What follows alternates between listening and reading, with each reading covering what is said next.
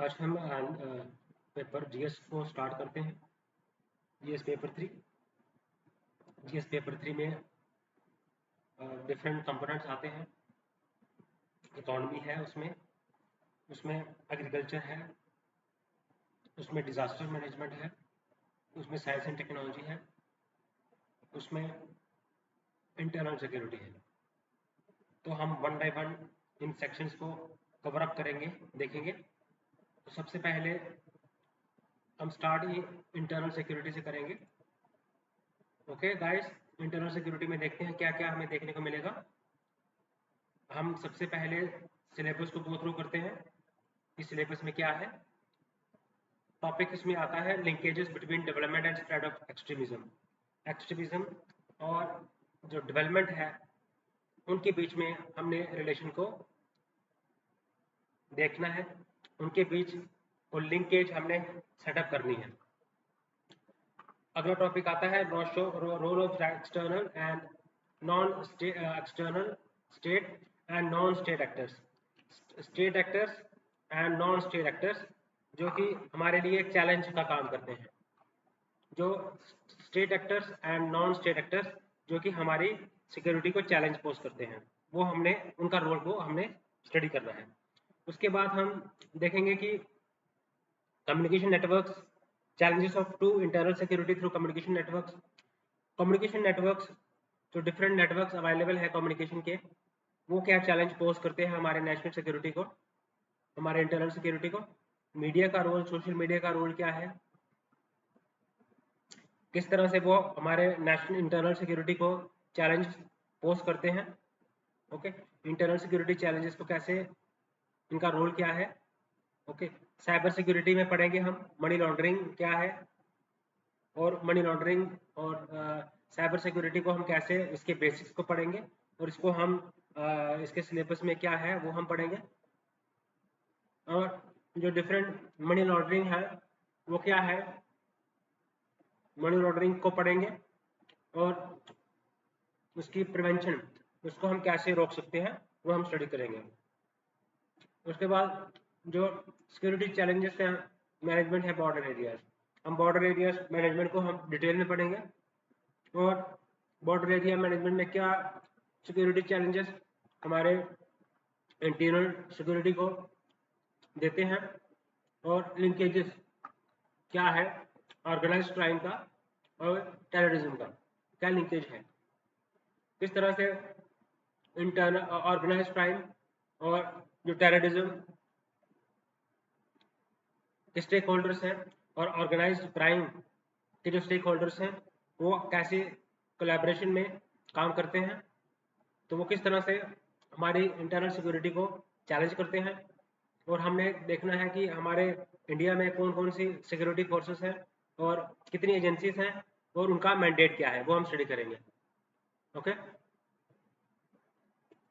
तो ये हमारा इंटरनल सिक्योरिटी का सिलेबस है। ओके गाइस, तो हम स्टार्ट करते हैं।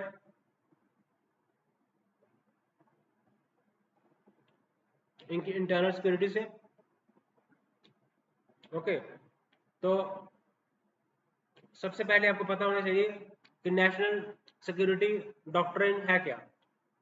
ओके, नेशनल सिक्योरिटी डॉक्ट्रिन है क्या। तो बेसिकली जो नेशनल सिक्योरिटी डॉक्ट्रिन है वो कि हमारा विजन होना चाहिए, हमारा हमारे ऑब्जेक्टिव्स क्या है, हमारा मिशन क्या है, हमारा विजन क्या है। ये ब्रॉड विजन की बात करता है कि हमने जो हमारे जो चैलेंजेस हैं, फ्यूचर चैलेंजेस हैं, उसके लिए नेशन को किस तरह से प्रिपेयर करना है अपने, that is called national security doctrine. Okay, तो अब इंडिया ने ये न्यूज़ में क्यों है, क्योंकि ये जो नेशनल सिक्योरिटी डॉक्ट्रिन है, इंडिया ने प्रोसेस शुरू कर दिया है कि नेशनल सिक्योरिटी डॉक्ट्रिन्स जो है वो किस तरह से, इसकी फॉर्मुलेशन जो है वो शुरू कर दी है। ओके, तो अब नेशनल, इसकी नीड क्या है नेशनल सिक्योरिटी डॉक्ट्रिन की, क्योंकि थ्रेट्स जो हैं हमारे नेशन को हैं, जो मैंने थ्रेट्स आपसे बात की है, साइबर सिक्योरिटी, साइबर थ्रेट्स जो हैं, साइबर अटैक्स जो हो रहे हैं, नार्को टेररिज्म है ना, तो ये हमारे इसको चैलेंज कर रहे हैं। ओके, तो अब बेसिकली होता क्या है, डिजिटल एज, आज आपको पता ही है सारा कि आज का टाइम जो है वो डिजिटल एज का टाइम है। ओके, तो इसलिए नेशनल सिक्योरिटी की ज़रूरत हमें आन पड़ी।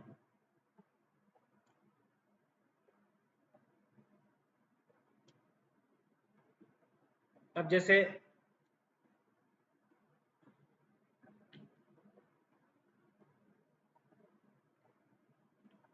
इसमें क्या क्या रहेगा, इसमें हमारे ऑब्जेक्टिव्स क्या रहेंगे, ऑब्जेक्टिव्स होंगे इसमें हमारे जो हमारे जो नेशनल इंटरेस्ट है उसको डिफाइन किया जाएगा।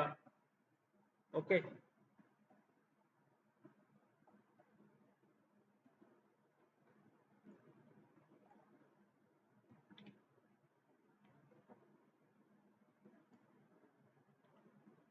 तो देखो, अब जो हमारे जनरल अनिल चौहान है, उन्होंने ये कहा कि अगर रिटन नेशनल सिक्योरिटी डॉक्ट्रिन नहीं है, इसका मतलब ये नहीं है कि कंट्री के पास कोई ऐसी पॉलिसी नहीं है।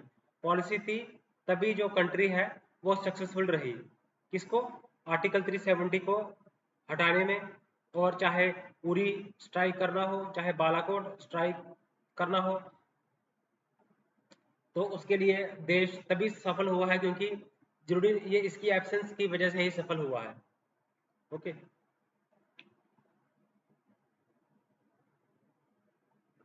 अभी हम बात करते हैं what is left wing extremism.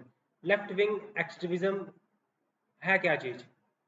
तो इसमें लेफ्ट विंग एक्सट्रीमिज्म में पुराने ईयर्स में क्वेश्चंस आए हैं। 2022 में इसके ऊपर क्वेश्चन आया है। 2020 मतलब एक साल, हर दूसरे साल में नेशनल लेफ्ट विंग एक्सट्रीमिज्म के ऊपर क्वेश्चन आया है।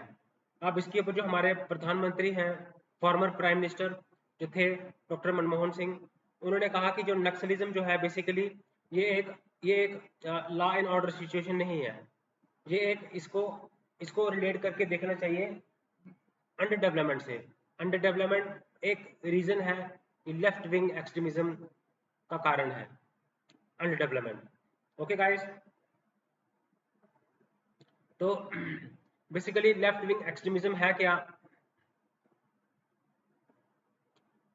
तो ये चाहते क्या है, ये जो ये चाहते हैं कि जो एग्जिस्टिंग जो पॉलिटिकल सिस्टम है उसको ये हटाना चाहते हैं, है ना।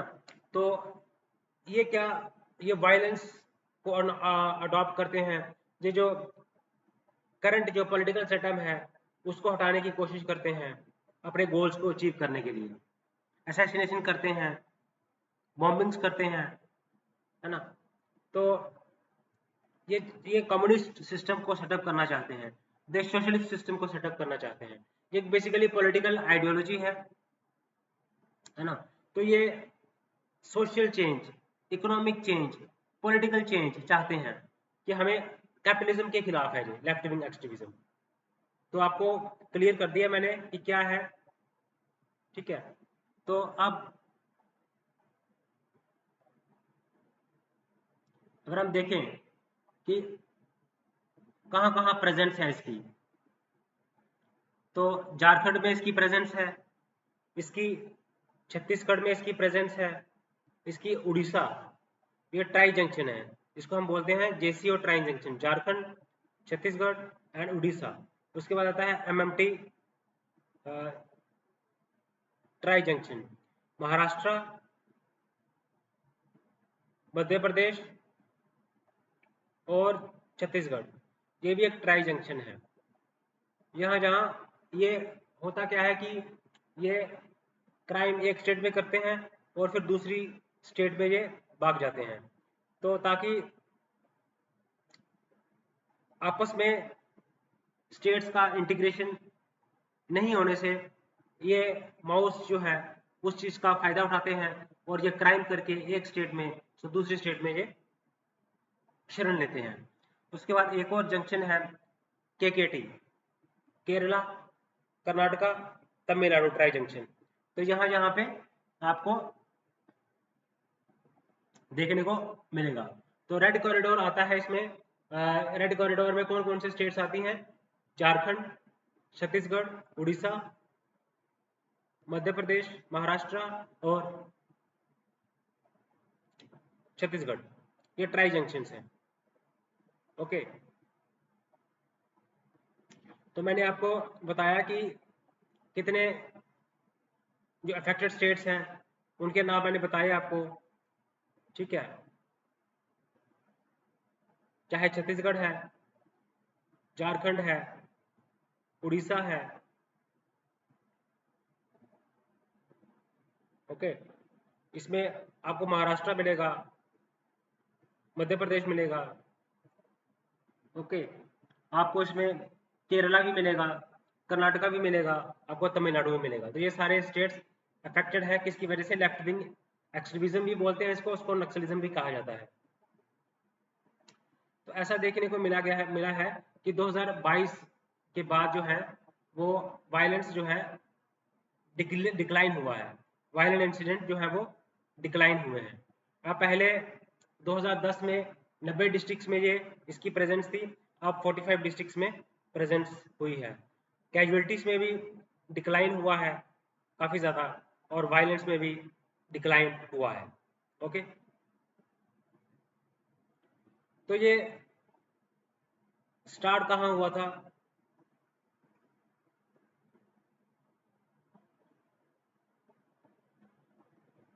ये एक नक्सलबारी विलेज है वेस्ट बंगाल में, ठीक है ना। तो वहां पे ट्राइबल यूथ का असॉल्ट हुआ था, तो पूरे देश में कंट्रोवर्सी हुई थी। तो इसके बाद क्या हुआ? सीपीआई बना अंडर चारू मजुमदार ने सीपीआई बनाया।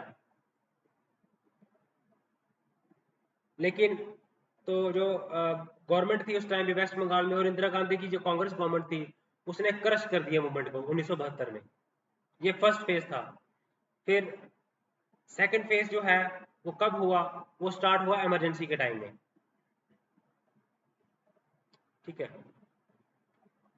तो सेकंड फेज डिफरेंट इसमें फैक्शंस आपको देखने को मिलेंगे, है ना। सीपीआई एमएल तो इलेक्शंस में भी पार्टिसिपेट किया। तो बाकी जो थे पीसीसी पीडब्ल्यूजी, उन्होंने आर्म स्ट्रगल में पार्टिसिपेट किया। ओके, तो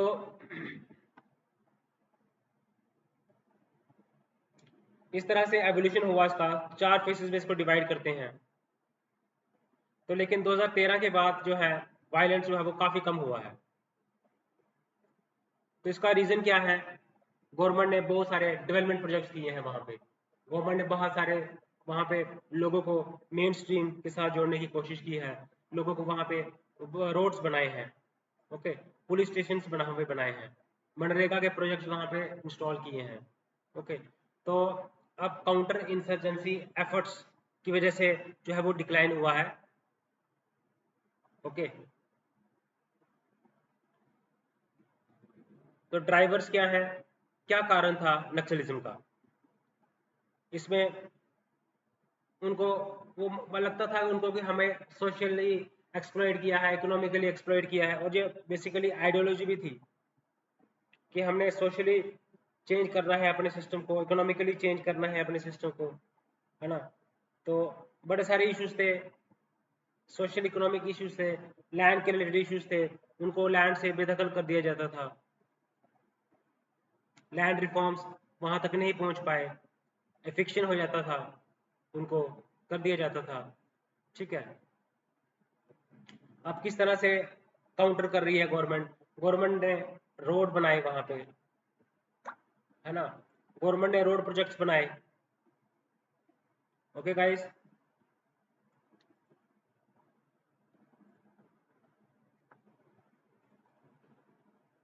तो हम पढ़ रहे हैं इंटरनल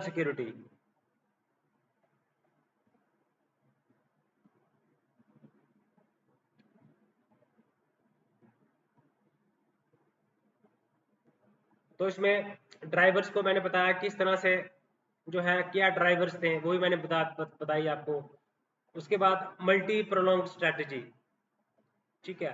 तो क्या है, इसको काउंटर करने के लिए हमने रोड्स तो बनाए, हमने डिफेंस फोर्सेस को हमने मॉडर्नाइज किया, है ना। तो जो वहाँ पे इंस्टीट्यूशंस, एडमिनिस्ट्रेटिव इंस्टीट्यूशंस, उनकी हमने कैपेसिटी बिल्डिंग की। ओके, तो जो सिविल सोसाइटी ऑर्गेनाइजेशंस हैं और जो नक्सलिज्म के फाइनेंस थे उसको भी हमने किया। अब वे फॉरवर्ड की बात करें, हमने पुलिस को स्ट्रेंथन करना है, कैपेसिटी बिल्डिंग करनी है। ओके, एडमिनिस्ट्रेटिव फ्रेमवर्क को हमने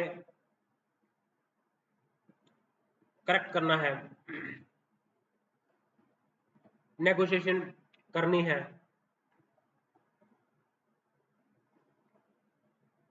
ओके, तो लैंड एलिनेशन की बात करें तो ये भी एक बड़े सारे हमने देखे कि किस तरह से उनके वे फॉरवर्ड हैं, किस तरह से उनकी हम कैपेसिटी बिल्डिंग कर सकते हैं। Okay,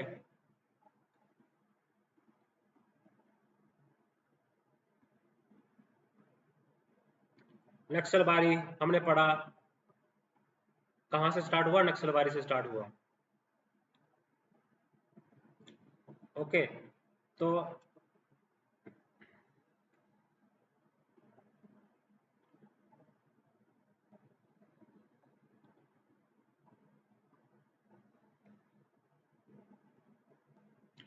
forest policy, forest right act लागू तो किया है 2006 का गवर्नमेंट ने वहां पे, लेकिन उसका इफेक्टिव इम्प्लीमेंटेशन नहीं है। तो उनको जब तक उनको फॉरेस्ट राइट्स नहीं दिए जाएंगे, उनको जब फॉरेस्ट से अलग करके रखेंगे तो कहीं ना कहीं वो अपने आप को सोशली, इकोनॉमिकली डिप्राइव्ड वो फील करेंगे। ओके,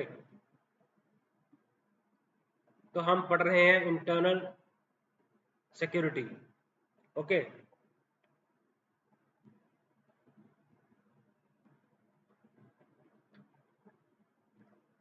अब कुछ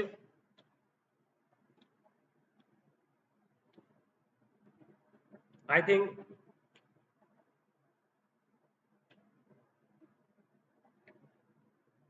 वहां पे जो क्राइम्स अगेंस्ट वुमेन है वो भी ज्यादा हुए हैं, ट्राइबल वुमेन खासकर, वो वहां पे सफरर्स हैं, है ना।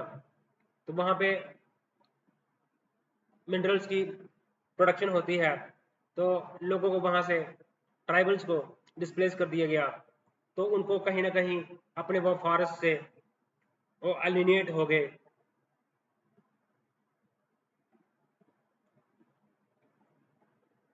अब वहां पे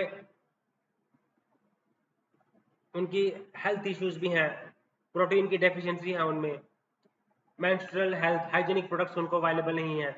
तो ये सारे कारण हैं बेटा, ये सारे कारण हैं। ओके, कि किस तरह से हमने उनको राइट्स देने हैं, फॉरेस्ट राइट्स प्रोवाइड करने पड़ेंगे। फॉरेस्ट राइट्स एक्ट 2006, ठीक है, ये मैंने एंथ्रोपोलॉजी में अच्छे से एक्सप्लेन भी किया था इसको। ओके, अब north east insurgency,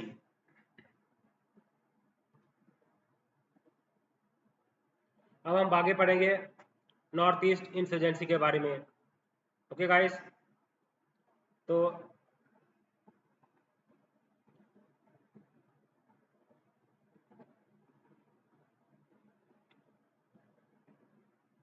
north east region में इंसर्जेंसी आपको बड़ी लंबे समय से हमें देखने को मिल रही हैं। ओके, तो अब 99% जो नॉर्थ ईस्टर्न के जो बॉर्डर्स हैं, है ना, वो है इंटरनेशनल। तो यहाँ पे 8% जो है वो इंडिया का जोग्राफिकल एरिया नॉर्थ ईस्ट का है, और 4% जो है वो पॉपुलेशन जो है वो नॉर्थ ईस्ट रीजन में रहती है। तो यहाँ पे आपको कल्चरली डाइवर्स लोग मिलेंगे, कल्चरली डाइवर्स मिलेंगे, कल्चरल डाइवर्सिटी मिलेगी, एथनिक डाइवर्सिटी मिलेगी यहाँ पे। ओके, जिनकी अपनी लैंग्वेज है, डायलैक्ट्स है, जो मैंने आपको बड़े अच्छे तरीके से मैंने आपको उसमें एंथ्रोपोलॉजी में पढ़ाया भी है। Extension of insurgency in north eastern region. Okay, कहाँ कहाँ है आप देखो, नागालैंड की बात करें तो national socialistic council of Nagaland है। मणिपुर की बात करें, पीपल्स लिबरेशन आर्मी है,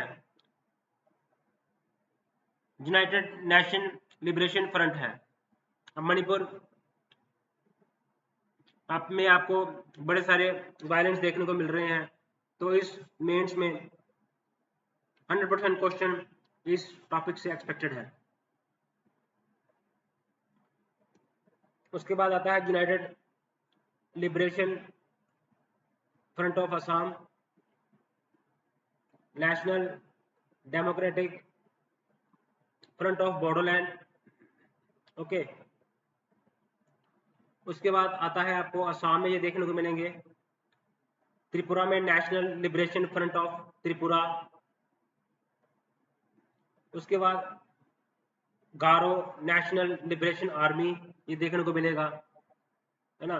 तो ये नॉर्थ ईस्ट इंसर्जेंसी, तो यहाँ पे कन्फ्लिक्ट्स हैं, इंसर्जेंसी मूवमेंट्स हैं, आर्म्ड कन्फ्लिक्ट्स हैं, हथियार उठाते हैं, हथियारों से लड़ाई करते हैं, किलिंग करते हैं, वायलेंस करते हैं,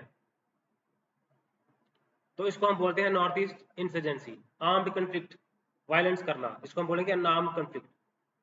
ओके, तो अब किस तरह के कन्फ्लिक्ट है वहां पे नॉर्थ ईस्ट इंसर्जेंसी में?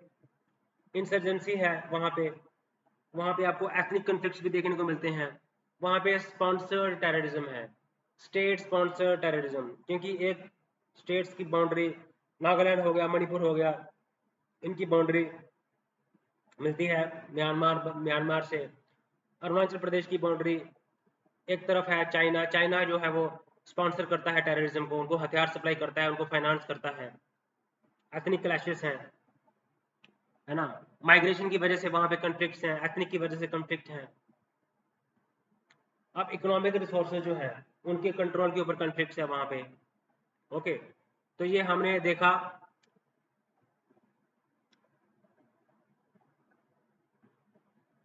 किस तरह से अरुणाचल प्रदेश, मेघालय हो गया, असम हो गया, नागालैंड हो गया, मणिपुर हो गया, मिजोरम हो गया, त्रिपुरा हो गया, वहां पे कितना है, कितनी ज्यादा इंसर्जेंसी हमें देखने को मिलती है।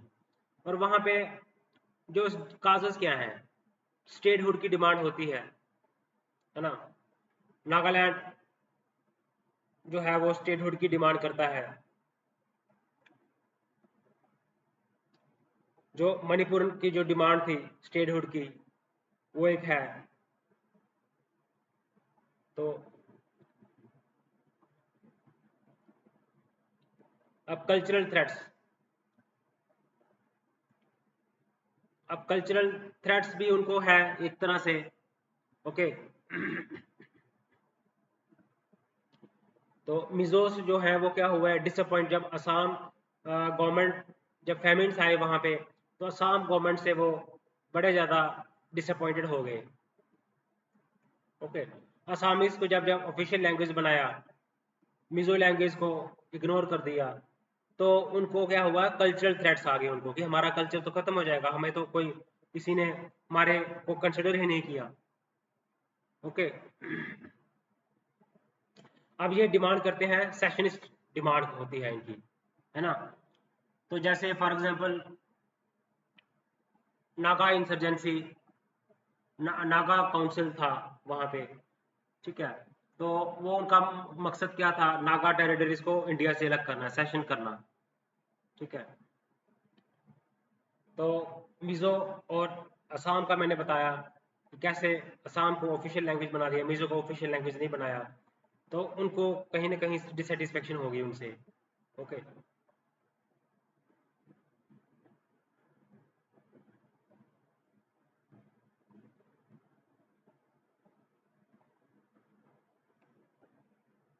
आप वहाँ पे इंसर्जेंसी को काउंटर करने के लिए क्या क्या मेजर्स कर रहे हैं, सिक्योरिटी मेजर्स क्या क्या लिए जा रहे हैं, वहाँ पे डिप्लॉयमेंट की जा रही है, सेंट्रल आर्म्ड पैरामिलिट्री फोर्सेस की डिप्लॉयमेंट की जा रही है। ओके,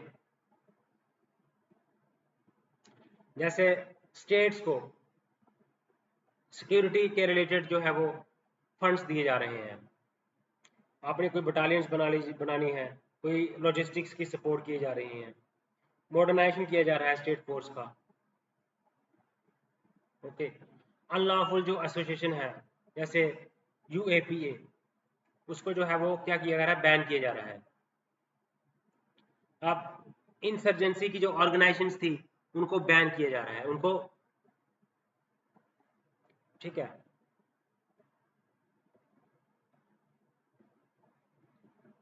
अब सिविक एक्शन प्रोग्राम कर रही है government, welfare schemes, civic programs carry out कर रही है आर्मी, सीआरपीएफ।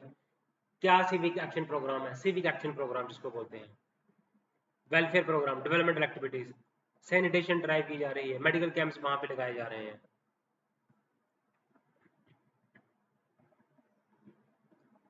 डेवलपमेंटल पैकेजेस दिए जा रहे हैं।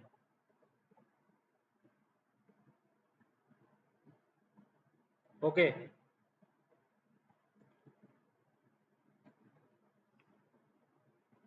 अब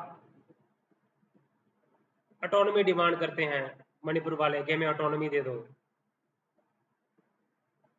सिक्योरिटी फोर्सेस में रिहैबिलिटेशन कर रही है गवर्नमेंट, स्पेशल डेवलपमेंट जो है वो पैकेजेस उनको दिए जा रहे हैं, इंफ्रास्ट्रक्चर डेवलपमेंट किए जा रहे हैं, जैसे north east special infrastructure development program carry किए जा रहे हैं, hill area development program carry किए जा रहे हैं, उसमें रोड्स बनाए जा रहे हैं, ठीक है, इकोनॉमिक डेवलपमेंट की जा रही है, मॉडर्नाइज किया जा रहा है स्टेट पुलिस फोर्स को, कैपेसिटी बिल्डिंग की जा रही है पुलिस में, एडमिनिस्ट्रेशन में, लोकल एडमिनिस्ट्रेशन में, पीस एग्रीमेंट हो रहे हैं बड़े ज्यादा।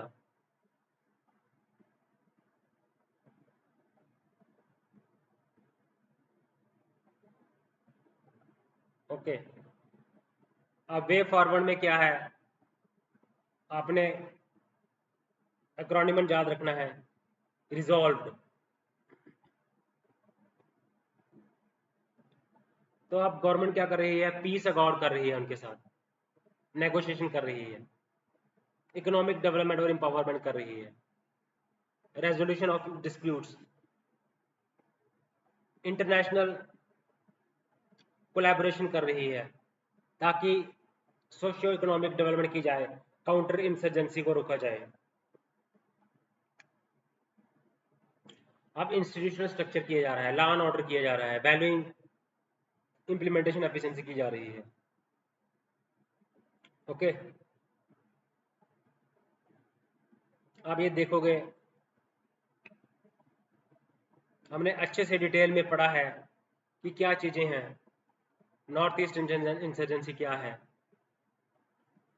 लेफ्ट विंग एक्सट्रीमिज्म क्या है, कैपेसिटी बिल्डिंग हमें कर रहे हैं,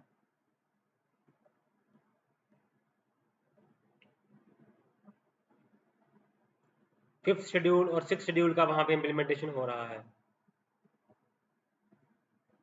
ओके, पीस एग्रीमेंट्स हुए हैं, आप पीस एग्रीमेंट्स में हम आपको लेटेस्ट वाले एग्रीमेंट्स बताता हूँ। तो जो गवर्नमेंट है असम और उल्फा के बीच, तो उल्फा के साथ पीस एग्रीमेंट हुआ है, ठीक है।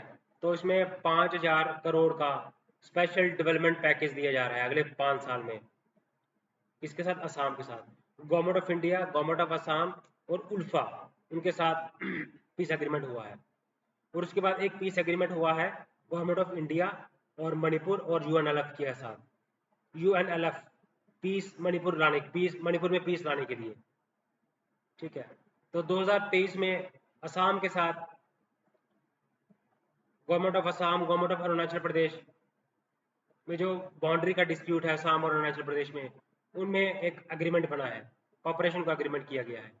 तो जो 2023 में काफ़ी कुछ चीज़ें हुई हैं ओके, तो इन चीज़ों को आप डिस्कस कर सकते हैं, है ना।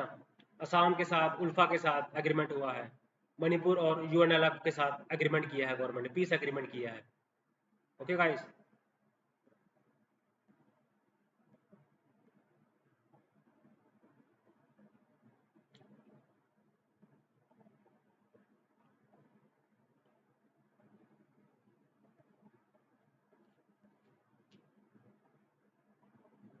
अब थोड़ा देखते हैं मणिपुर इशू क्या है।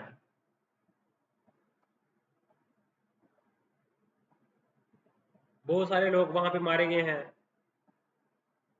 बहुत सारे हाउसेस वहां पे वो आग लगा दी गई है, कंफ्लिक्ट की वजह से, वायलेंस की वजह से बहुत सारी वहां पे डिस्प्लेसमेंट हुई हैं, और वहां पे स्टेट होमलैंड की डिमांड की जा रही है। स्टेट होमलैंड चाहिए, सेपरेट होमलैंड चाहिए, किनको? मणिपुर को। टेरिटोरियल इंटीग्रिटी, अब काजेज हैं, डेवलपमेंट के काजेज हैं, अनइक्वल डिस्ट्रीब्यूशन ऑफ रिसोर्सेज है, तो गवर्नेंस का डेफिसिट है वहां पे, और ऑटोनॉमी की डिमांड की जा रही है मणिपुर में। ओके, तो मीनिंगफुल डायलॉग होना चाहिए, एड्रेसिंग वायलेंस होना चाहिए, new political representation, political will होना चाहिए, यूनिफॉर्म गवर्नेंस वहां पे होनी चाहिए। गवर्नेंस का इशू वहां पे है, इशू वहां पे निकल के आया है। मणिपुर है क्या? मणिपुर इश्यूज के बारे में बात कर रहे थे। ओके, तो हमने डिस्कस करा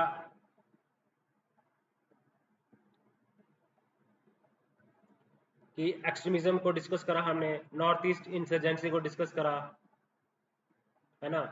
तो हमने मणिपुर इशू को डिस्कस करा। ओके,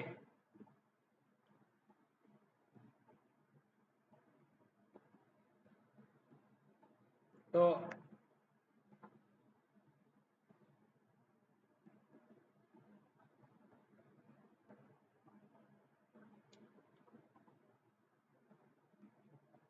जो इंडिजिनस ट्राइबल लीडर्स की फॉरम है,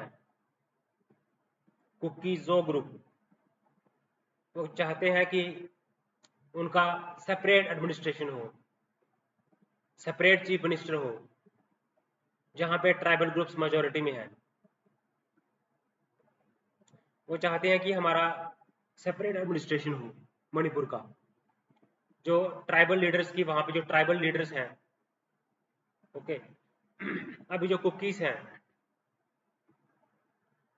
तो जो मैटी को वो हिल रीजन में एंटर नहीं करने दे रहे हैं।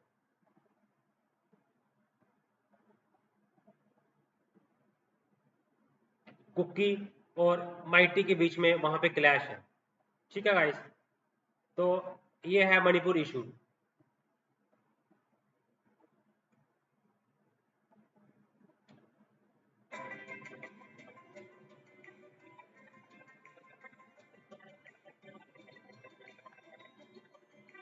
ओके गाइस, हम डिस्कस कर रहे थे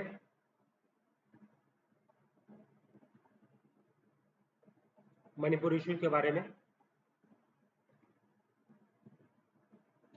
उसके बाद हम बात करते हैं आगे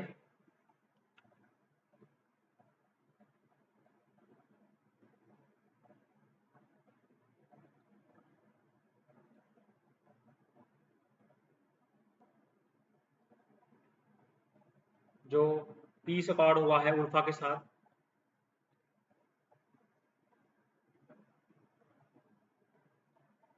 तो उल्फा ने इसके बीच, उल्फा ने क्या कहा? उल्फा ने कहा कि हम जो है अपना वायलेंस को छोड़ देंगे। ओके, अब देखिए armed force special power act 1958। अब फसपा क्या है?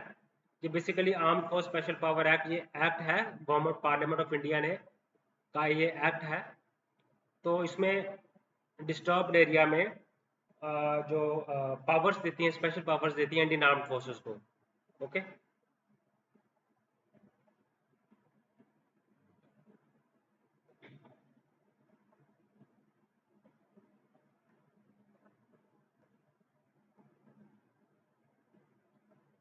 तो अब इसको लाना भी ज़रूरी था, है ना। तो इंसर्जेंसी डिस्टर्बेंस फेस कर रही थी गवर्नमेंट नॉर्थ ईस्ट स्टेट्स में, तो उसको एड्रेस करने के लिए गवर्नमेंट ने पास किया armed forces special power act. तो असम में ये लगाया था सबसे पहले, ठीक है। तो ये आपको ये हो गया इस बारे में, अफस्पा के बारे में बात। तो इसमें होता क्या है कि पावर्स होती हैं किसके पास, गवर्नर जो होता है स्टेट का, उसके पास पावर्स होती हैं, जैसे सेंट्रल गवर्नमेंट के पावर्स होती हैं। अगर किसी भी एरिया को डिस्टर्ब्ड एरिया करना है तो उसको वो डिस्टर्ब्ड एरिया जो है वो डिक्लेयर कर सकता है और आर्म्ड फोर्सेस को इस्तेमाल कर सकता है, ठीक है। तो इंटरनल सिक्योरिटी जो है वो बेसिकली स्टेट लिस्ट में आता है। तो ये बड़ी बार एक फ्रिक्शन बन जाती है सेंट्रल गवर्नमेंट में और स्टेट गवर्नमेंट में।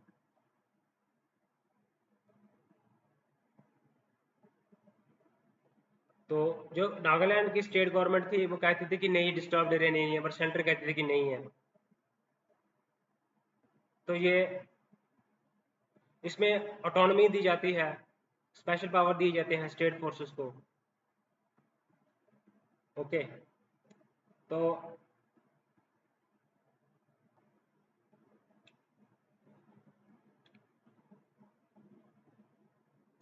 जहाँ पे इश्यूज क्या क्या आते हैं, यहाँ पे ह्यूमन राइट्स वायलेशन के भी इशू आते हैं, ओके।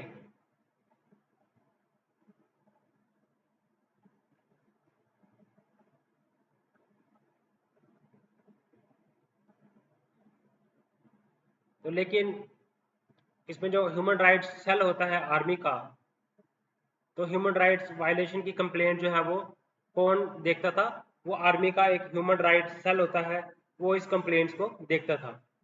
तो ये कहा जाता था कि ये कंप्लेंट जो है वो फॉल्स है। तो 2020 में 7 कंप्लेंट्स आई थी आर्मी के खिलाफ, तो सभी के बारे में ये कहा गया कि ये गलत कंप्लेन है। सिर्फ 26 कंप्लेंट्स, एक कंप्लेंट्स को कहा गया था ये ट्रू है, और बाकी सभी कंप्लेंट्स को कहा जाता है ये फॉल्स है, ठीक है। तो the extra judicial execution victims family members, PAL file की उन्होंने सुप्रीम कोर्ट में, इतने ज़्यादा लोग मारे गए हैं, है ना। तो मिलिट्री जस्टिस सिस्टम जो है वो क्रिटिसाइज किया गया, वो ट्रांसपेरेंट नहीं है।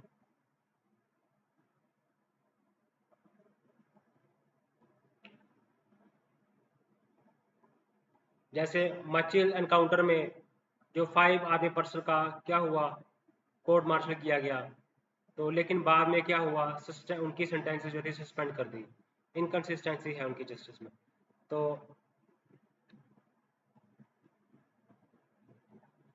हाँ, जस्टिस हैगड़े का कमीशन आया, तो उन्होंने कमेटी बनाई थी, तो उसमें जो 6 इनिशियल केसेस थे, तो वो कहा गया कि ये फेक एनकाउंटर्स हैं,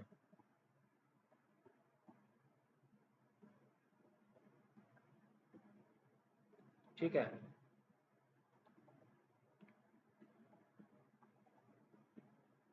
अब हम आगे बढ़ते हैं।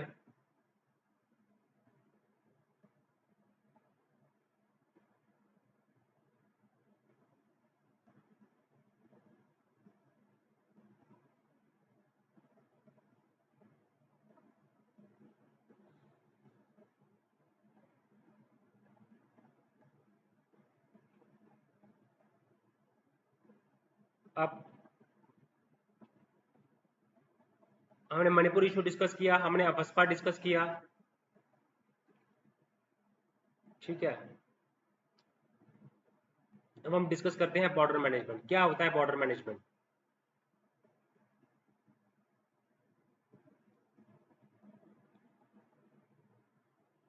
ओके गाइस, तो बॉर्डर मैनेजमेंट पे भी हर साल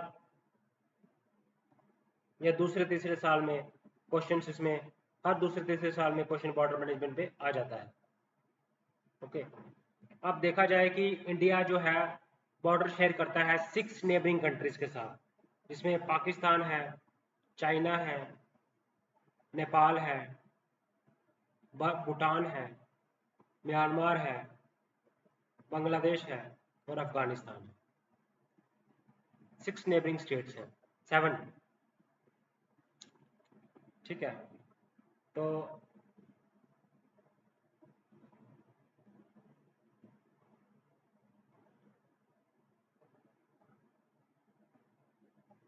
यहाँ पे होता क्या है, बॉर्डर इलीगल तरीके से बॉर्डर क्रॉसिंग की जाती है, इलीगल बॉर्डर क्रॉसिंग्स होती है। ओके,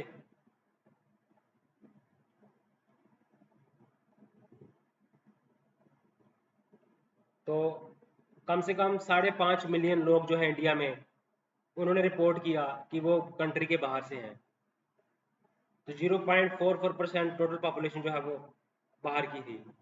तो इस सबसे ज़्यादा जो इलीगल माइग्रेशन होती हैं बांग्लादेश से होती हैं और पाकिस्तान से है इलीगल माइग्रेशन।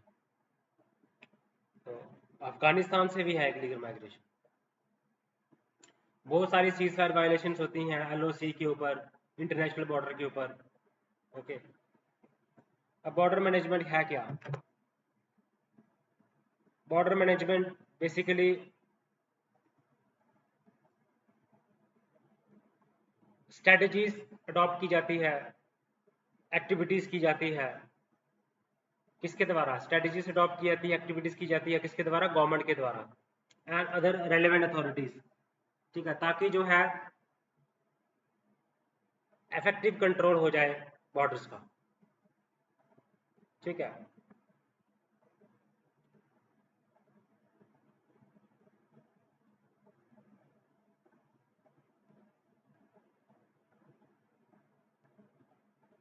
इंडिया का एक नेशनल बॉर्डर पॉलिसी होनी चाहिए। किस तरह से जो पॉरस बॉर्डर्स हैं, जो माउंटेन एरिया है, जो रिवर एरिया है, वहाँ पे फेंसिंग पॉसिबल नहीं है, उसको हम बोलते हैं पॉरस बॉर्डर।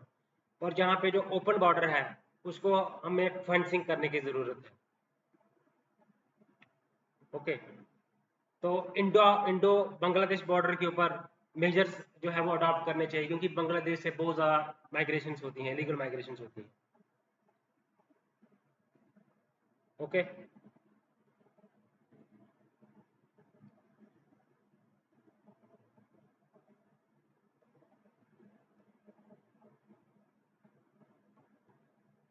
चैलेंजेस मैंने बताया आपको,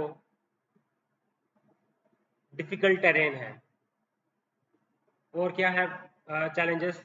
पॉरस बॉर्डर है, तो बॉर्डर फेंसिंग नहीं है, इनफिल्ट्रेशन हो जाती है, और क्रॉस बॉर्डर एथनिक टाइज भी हैं।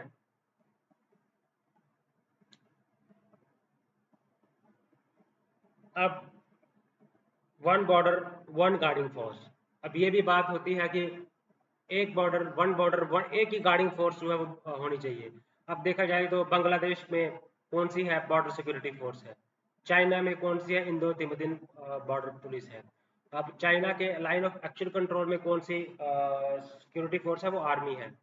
अब म्यांमार में क्या है, म्यांमार में आपको असम राइफल्स, म्यांमार के बॉर्डर पे असम राइफल्स देखने को मिलेगी।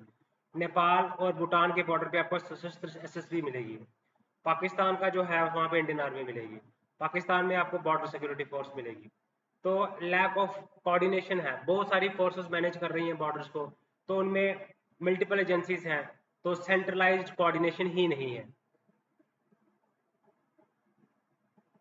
ठीक है, तो स्मगलिंग किसकी हो रही है? कैटल्स की स्मगलिंग हो रही है, ड्रग्स की स्मगलिंग हो रही है, फेक करेंसीज की स्मगलिंग हो रही है, इलीगल वेपन्स की स्मगलिंग हो रही है। ओके, तो टेरेन कैसा है? River river river in belts हैं, जंगल्स हैं, प्लेन्स हैं, हिल्स हैं।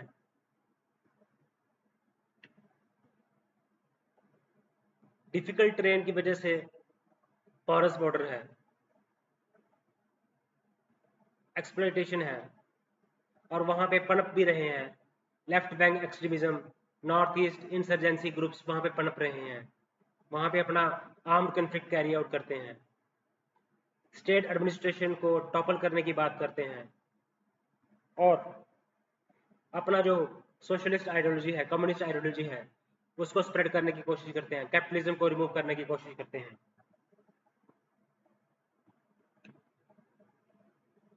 डिप्राइव्ड सेक्शंस हैं, सोशल इकोनॉमिक इश्यूज हैं, पॉलिटिकल इश्यूज हैं, एथनिक इश्यूज हैं, एथनिक कन्फ्लिक्ट्स है वहाँ पे बड़े सारे।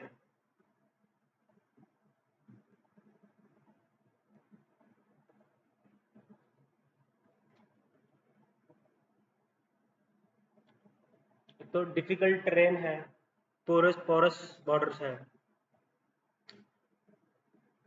सेंट्रल कोऑर्डिनेशन नहीं है,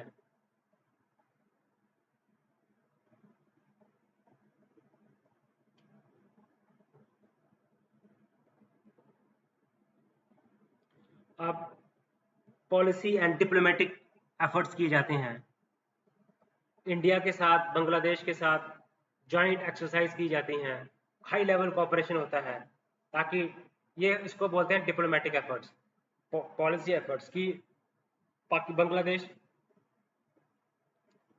के साथ रेगुलर मीटिंग्स होती हैं, जॉइंट एक्सरसाइज होती हैं कोऑपरेशन के लिए। तो बीएसएफ जो है वो रबर बुलेट्स का इस्तेमाल करते हैं और साउंड ग्रेनेड्स का इस्तेमाल करते हैं, ताकि बॉर्डर में कोई किलिंग ना हो। पब्लिक एंड डिप्लोमेटिक एफर्ट्स किए जा रहे हैं। इंफ्रास्ट्रक्चर जो है, बड़ी सारी बॉर्डर आउटपोस्ट बनाई गई हैं, फेंसिंग, फ्लड लाइट्स लगाई जा रही हैं और नाइट सिक्योरिटी के लिए।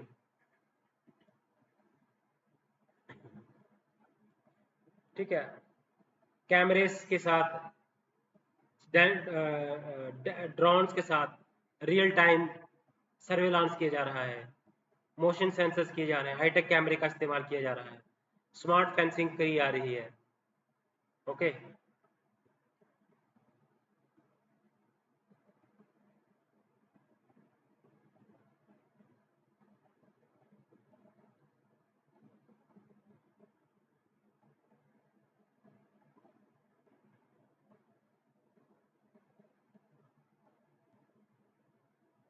तो हमने चैलेंजेस की भी बात की, है ना, तो हमने मेजर्स की भी बात की।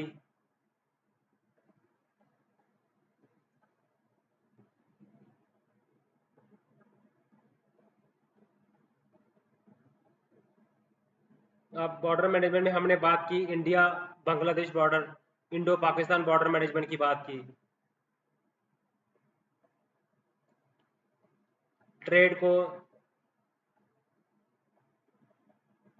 पाकिस्तान ने ट्रेड सस्पेंड किया था इंडिया में, क्योंकि इंडिया ने आर्टिकल को एब्रोगेट किया।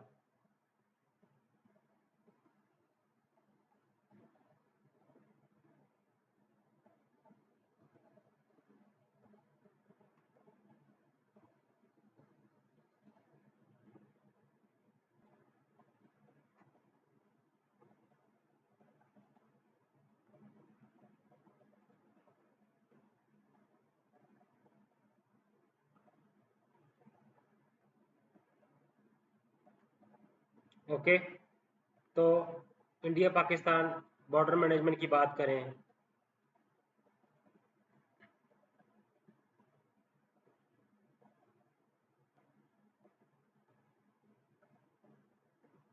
इंडिया जो है वो ज़्यादा एक्सपोर्ट करता है पाकिस्तान को और इंपोर्ट कम करता है।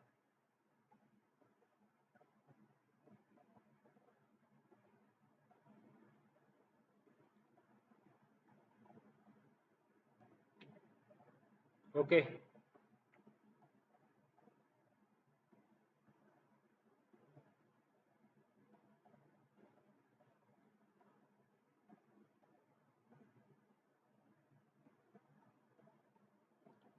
अब रिसेंट डेवलपमेंट में क्या हुआ, पाकिस्तान में इकोनॉमिक क्राइसिस चल रही है, इंस्टेबिलिटी है, इन्फ्लेशन है,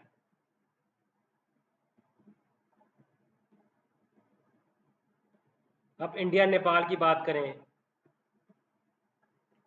तो बॉर्डर्स जो है वो ओपन है, तो उसका मिसयूज किया जाता है, स्मगलिंग होती है, इलीगल एंटी नेशनल एक्टिविटीज होती हैं, इंसर्जेंट्स एक्टिविटीज होती हैं। नॉर्थ ईस्ट इंसर्जेंट ग्रुप्स की बात करें, टेररिस्ट, लश्कर तैयबा, इंडियन मुजाहिदीन जो है वो एक्टिविटीज होती हैं, फेक करेंसी होती है, नरकोटिक्स स्मगलिंग, माओइस्ट इंसर्जेंसी होती है। ओके, अब नेपाल ने क्या किया, रोड कंस्ट्रक्शन किया जा रहा है इंडिया के द्वारा, ठीक है।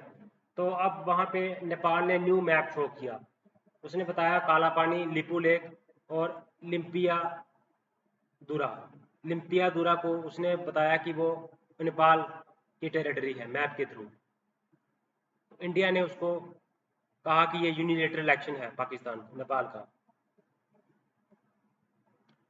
इंडिया ने कैसे काउंटर किया, इंडिया ने कहा उसको कि ये यूनिलेटरल एक्शन है नेपाल का।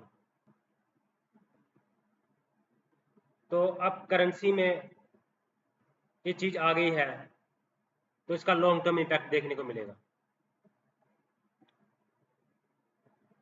अब वो करेंसी में भी अपने टेरिटोरियल क्लेम्स कर रहे हैं।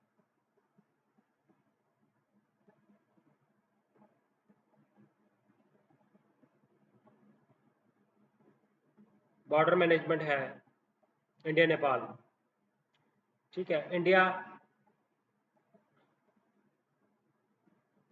अब थोड़े से रिलेशन जो है वो खराब हैं।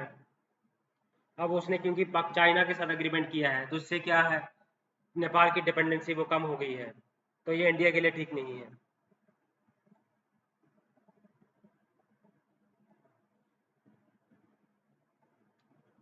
तो अब उसने चाइनीज की जो कम्युनिस्ट पार्टी है उसके साथ टाई किया है, बायलेटरल एग्रीमेंट कर रहे हैं। बेसिकली नेपाल जो है वो क्या है, एक बफर स्टेट है इंडिया और चाइना के बीच।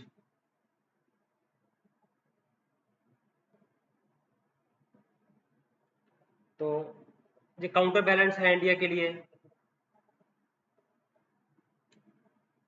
इंडिया ने कहा कि ये डिस्प्यूटेड टेरिटरीज हैं जो कि इन्होंने मैप में दिखाई हैं, तो मिनिस्टर कहा कि यूनिलेटरल एक्शन था।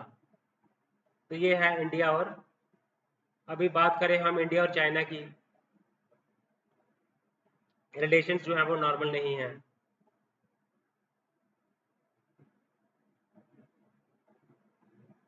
स्टेबल है रिलेशन बट सेंसिटिव है।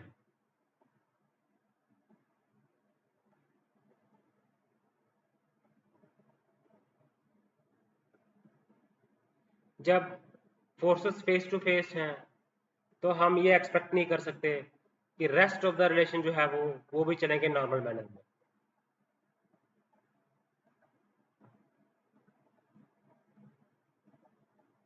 तो गन्स का एग्रीमेंट कि हमने गन्स एक दूसरे के खिलाफ नहीं करनी है इस्तेमाल, मिलिट्री टास्क होते हैं, डिप्लोमेटिक टास्क होते हैं। ओके, तो लैक ऑफ क्लैरिटी है एलएसी पे। ओके,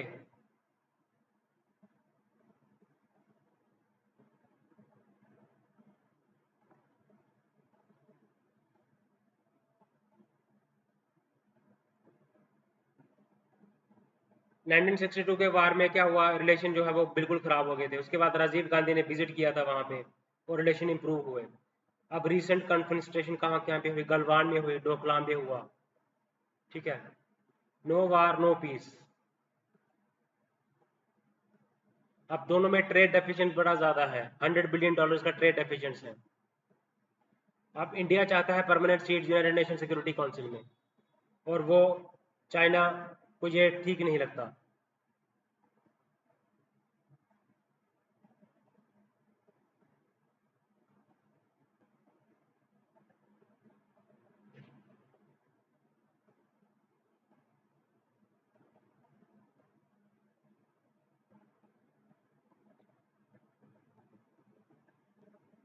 ओके, तो चाइनीज काफ़ी ज़्यादा वहाँ पे रोड नेटवर्क बना रहा है, वो सिविलियन और मिलिट्री प्रेजेंस बॉर्डर के उस पार वो बिल्डअप कर रहा है। इंडिया का इंफ्रास्ट्रक्चर जो है वो इतना सही नहीं है। अभी मिलिट्री इंफ्रास्ट्रक्चर इंडिया सेटअप कर रही है, बट पिकअप लिया है अभी। रेल इंफ्रास्ट्रक्चर इश्यूज हैं चाइनीज थ्रेट को।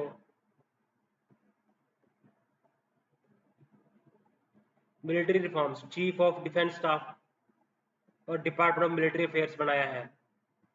थिएटर कमांड का स्ट्रक्चर सेटअप करने की कोशिश की जा रही है।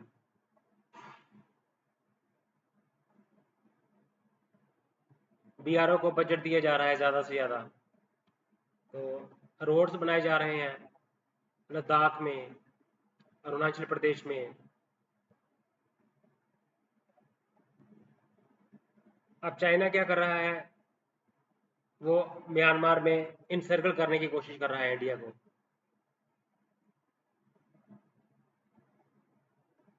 क्या करने की कोशिश कर रहा है, इनसर्कल करने की कोशिश कर रहा है। वो नेपाल के साथ उसने एग्रीमेंट की, उसने म्यांमार के साथ एग्रीमेंट की।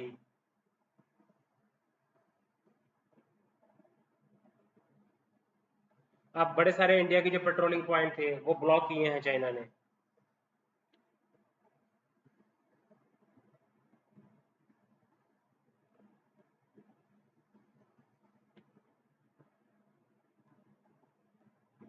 ओके गाइस, तो ये हमने बात की इसकी बॉर्डर मैनेजमेंट की। अब इलीगल माइग्रेशन,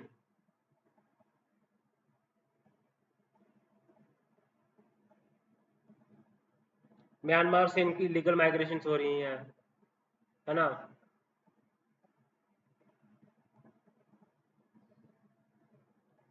तो हमने टॉपिक डिस्कस करा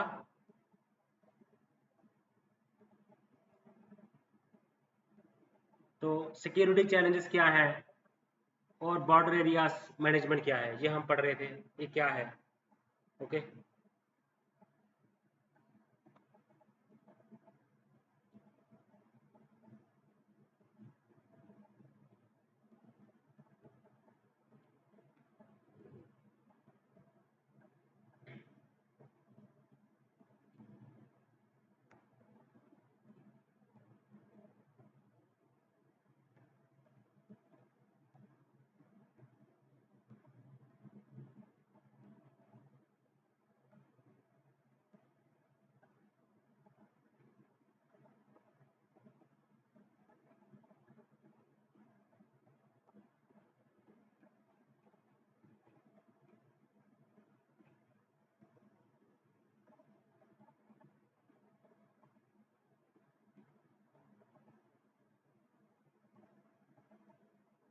ओके।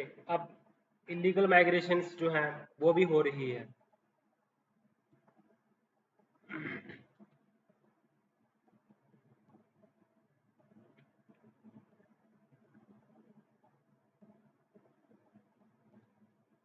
अब 20 मिलियन इलीगल बांग्लादेशी माइग्रेंट जो है वो स्टे कर रहे हैं। 20 मिलियन बहुत ज़्यादा होते हैं। तो कम से कम 86,100 86,100 जो है वो रेफ्यूजीज, है ना।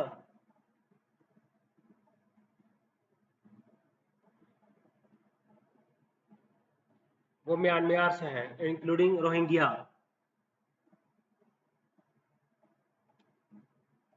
इंडिया में है।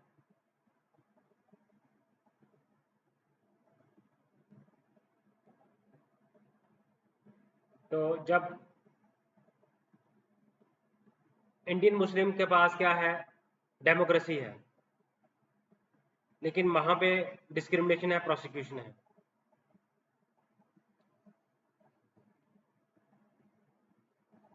महात्मा गांधी कांग्रेस गवर्नमेंट ने कहा कि जो प्रॉमिस किया था सिटीजनशिप को, कहाँ पे, to fleeing Hindus and Sikhs, लेकिन बाद में मना कर दिया।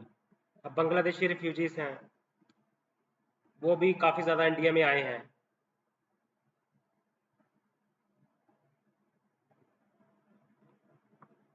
तो अब गवर्नमेंट जो है असम और बंगाल में क्या करती हैं, अपना वोट बैंक बनाने के लिए वो फैसिलिटेट करती है माइग्रेशन को, असम और बंगाल।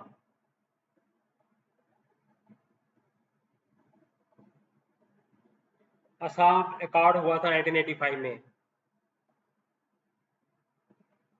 तो इसका काम था कि डिपोर्ट करना है फॉरेनर्स को। नेशनल रजिस्टर ऑफ सिटीजन्स,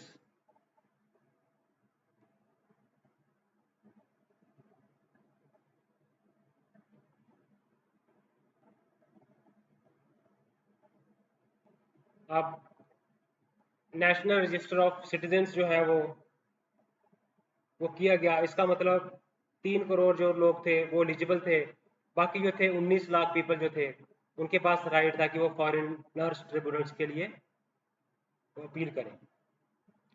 तो इलीगल माइग्रेशन हो रही हैं बांग्लादेश बॉर्डर के ऊपर।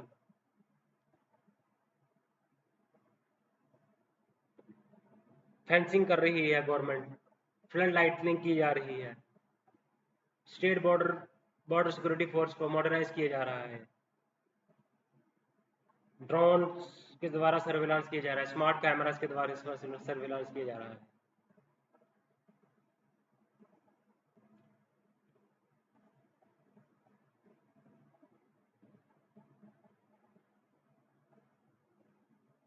जिन्होंने असम में एंटर किया, Assam from Bangladesh citizenship act 1 जनवरी से 1966 से लेके 25 मार्च 1971 के बीच, तो जिन्होंने वो अप्लाई कर सकते हैं सिटीजनशिप के लिए।